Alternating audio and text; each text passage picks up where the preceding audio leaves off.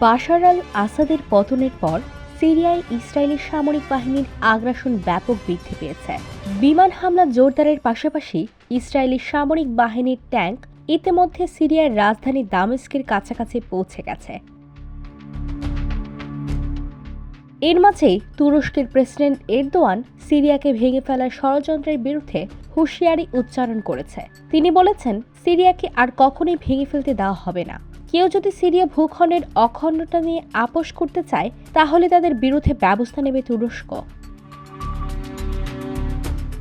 তুর্কি প্রেসিডেন্ট বলেন, এই মুহূর্ত থেকে তারা সিরিয়াকে আবারও বিভক্ত হতে দিতে পারেন না। সিরিয়ার জনগণের স্বাধীনতা, নতুন প্রশাসনের স্থিতিশীলতা এবং সিরীয় ভূমির অখণ্ডতার উপর যে কোনো ধরনের আক্রমণ হলে তার বিরুদ্ধে দাঁড়াবে আকাঙ্ক্ষা। এর আগে সিরিয়ার আঞ্চলিক অখণ্ডতার প্রতি তুরস্কের সমর্থন পুনর্ব্যক্ত করে গোলান মালভূমিতে জাতিসংঘের নির্ধারিত বাফার জোন এলাকায় ইসরায়েলি সামরিক বাহিনীর প্রবেশের নিন্দা জানায় তুরস্কের পররাষ্ট্র মন্ত্রণালয়। বলেছে, সিরিয়ার জনগণ বহু বছর ধরে যে শান্তি ও স্থিতিশীলতার আকাঙ্ক্ষা করে আসছে, বর্তমানে তা অর্জনের সম্ভাবনা দেখা দিয়েছে। কিন্তু মর্মান্তিক বিষয় হলো, স্পর্শকাতর এই সময় ইসরায়েল আবারও তাদের দখলদার মানসিকতা প্রদর্শন করছে। সিরিয়ার দক্ষিণ পশ্চিম প্রান্তের একটি পার্বত্য অঞ্চল হল গোলান মালভূমি।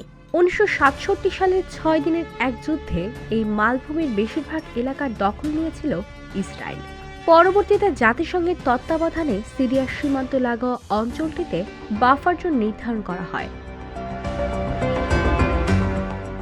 বিদ্রোহীদের আন্দোলনে টিকতে না পেরে গত 8 ডিসেম্বর পরিবারসহ রাশিয়া পালিয়ে গিয়েছেন সিরিয়ার প্রেসিডেন্ট বাশার আল আসাদ।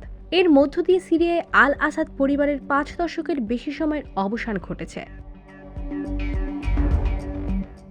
আসাদের পতনের পরপরই দীর্ঘ 50 বছর পর প্রথমবারের মতো সিরীয় সীমান্তের বাফার জোন এলাকায় প্রবেশ করেছে ইসরায়েলি সৈন্যরা।